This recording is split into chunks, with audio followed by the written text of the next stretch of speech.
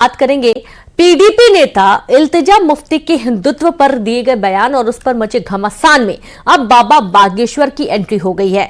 इल्तिजा मुफ्ती के हिंदुत्व को लेकर एक बीमारी बताने वाले बयान पर भड़के बागेश्वर धाम के पीठाधीश्वर पंडित धीरेन्द्र कृष्ण शास्त्री ने कहा कि हिंदुत्व बीमारी नहीं बल्कि विश्व के लिए दवा है। हिंदुत्व एक जीवन शैली है और जीवन जीने की विचारधारा है।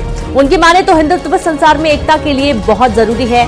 बाबा बागेश्वर ने इल्तिजा मुफ्ती को मेंटल हॉस्पिटल में जाने की सलाह देते हुए कहा कि इनको अपने दिमाग के इलाज की आवश्यकता है। इसके साथ ही बाबा बागेश्वर ने हिंदुओं से अपील की है कि इल्तिजा मुफ्ती के बयान का ऐसा विरोध करो ताकि उन्हें पता चले कि हिंदुत्व बीमारी है या दवा है।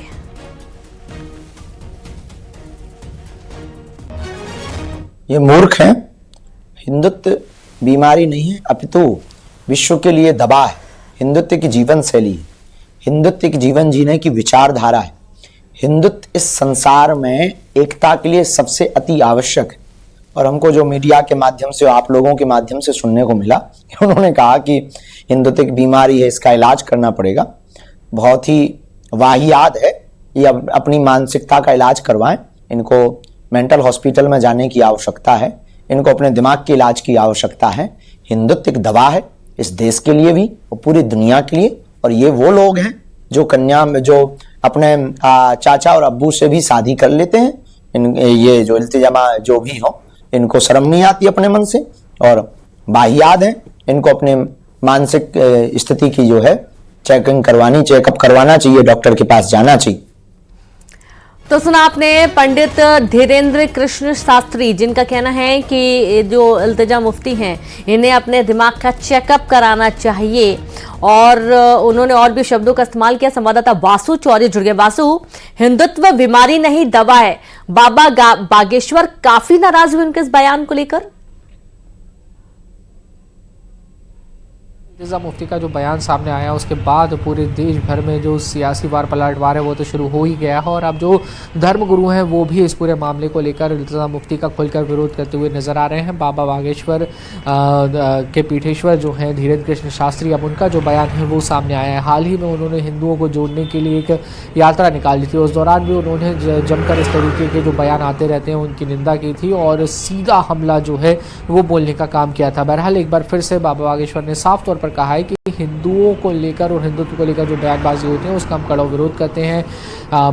इल्तिजा मुफ्ती को उन्होंने मेंटल चेकअप कराने की तक जो सलाह दे डाली और साथ ही उन्होंने कहा कि हिंदू कोई बीमारी नहीं है, हिंदुत्व एक जीवन शैली है। हिंदुत्व एक जीवन शैली है, एक अच्छे से जीवन जीने का जो तरीका है वो हिंदुत्व को बताया है। बहरहाल इस पूरे मामले को लेकर आगे भी सियासत होती रहेगी, क्योंकि बाबा बागेश्वर जब कुछ कहते हैं तो उसके कई सारे जो सियासी मायने हैं वो भी निकाले जाने लगते हैं और राजनीतिक दल भी इसको लेकर अपना अपना जो रुख है वो ज़रूर स्पष्ट करने का काम करते हैं। जी बिल्कुल। और ये जो पूरा घटनाक्रम सामने उसके बाद से देखा जा रहा है कि बाबा बागेश्वर में ये भी अपील की है वासु कि सभी हिंदुओं को एक हो जाना चाहिए और इस बयान का इतना विरोध करना चाहिए कि उनको पता लग जाए कि आखिरकार हिंदुत्व है क्या।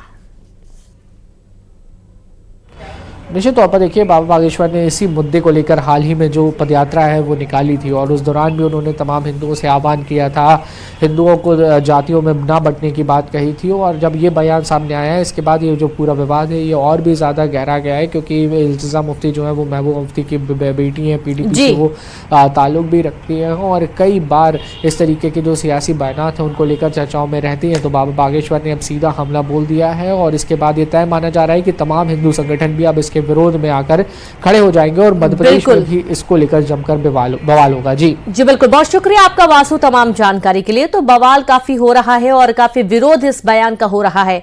चलिए, और आप लगातार जुड़े रहिए, आगे भी आपसे जानकारी लेंगे। भोपाल की एक और खबर है। भोपाल के हमीदिया अस्पताल में आज से 500 से अधिक वार्ड बॉय और टेक्नीशियन ने हड़ताल कर दी है।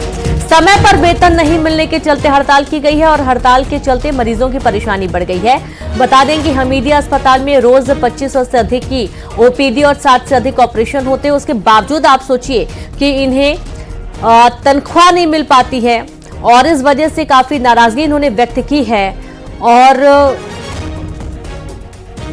अपनी रुकी हुई सैलरी की डिमांड भी ये कर रहे हैं। संवाददाता वासु चौरे लगातार जुड़े। वासु, इतना बड़ा हॉस्पिटल, हर रोज बड़ी संख्या में मरीज पहुंचते हैं और इनको सैलरी टाइम पे नहीं मिल पाती है।